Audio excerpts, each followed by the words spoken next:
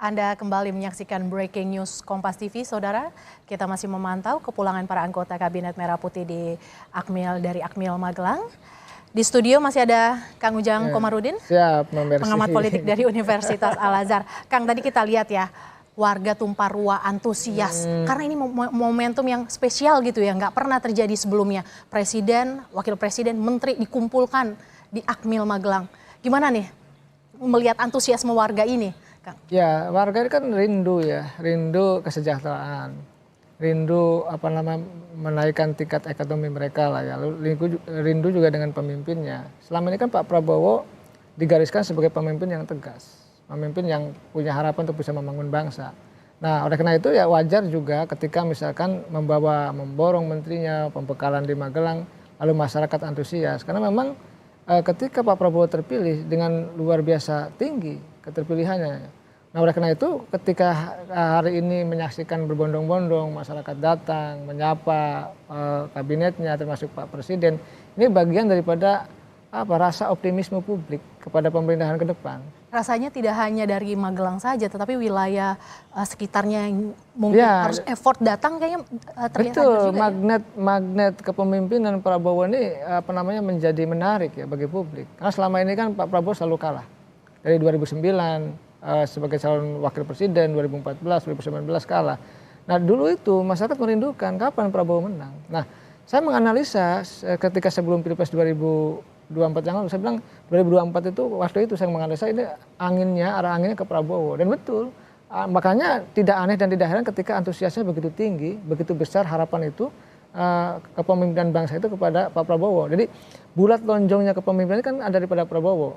Oleh karena itu saya meyakini dengan antusias warga seperti ini gitu kita saksikan bersama, Prabowo ya tentu berkomitmen untuk mensejahterakan mereka, untuk mengangkat harkat, martabat dan derajat masyarakat miskin, masyarakat biasa, masyarakat rendah yang tentu tadi harus sejahtera.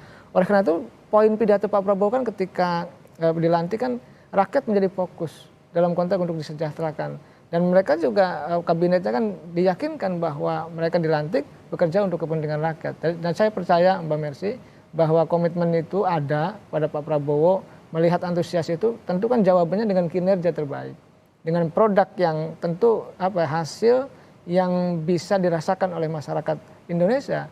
Oleh karena itu saya meyakini ya dengan optimisme publik, dengan keyakinan kabinet juga, ini kan memberikan harapan kepada bangsa Indonesia bahwa bangsa yang besar ini jangan sampai menjadi bangsa yang tidur, tapi bangsa yang menyala lah kalau kata anak muda ini, bangsa yang memang bergerak untuk melakukan percepatan pembangunan untuk Indonesia ke depan. Karena kita sudah banyak tertinggal jauh, waktunya, saatnya untuk tancap gas, gaspol tadi di awal saya sepil bahwa gigi 5 gitu ya untuk melakukan lompatan-lompatan eksekusi program agar betul-betul rakyat itu ya tadi antusias itu dijawab dengan kinerja yang baik. Oleh karena itu saya meyakini Mbak Mercy bahwa apa yang dilakukan Pak Prabowo adalah membawa harapan publik bahwa kepemimpinan sejatinya bukan hanya melayani, bukan hanya kebersamaan, tetapi juga meyakinkan publik bahwa kabinetnya akan bekerja untuk kepentingan masyarakat, bangsa dan negara begitu. Ya, itu yang juga jadi menurut saya menarik ya ketika Pak Prabowo meminta kesetiaan dari semua anggota Merah Putih untuk setia tetapi kepada bangsa dan negara bukan kepada dirinya gitu. Gimana Kang Ujang? Ya, saya percaya ya. Kalau presiden bisa silih berganti. Itu soal personal gitu ya. Tetapi kan bangsa negara ini kan harus tetap ada. Harus menjadi kebanggaan kita bersama. Nah, menjadi pejabat, menteri, wakil menteri, kepala badan itu kebanggaan, amanah. Oleh karena itu tadi bahwa sumpahnya adalah bukan sumpah untuk Pak Prabowo, tapi sumpah untuk bangsa dan negara, kira-kira begitu Mbak Mercy. Oke, baik. Kita akan lanjutkan perbincangannya usai jeda, Saudara. Breaking News Kompas TV masih akan kembali sesaat lagi. Tetaplah bersama kami.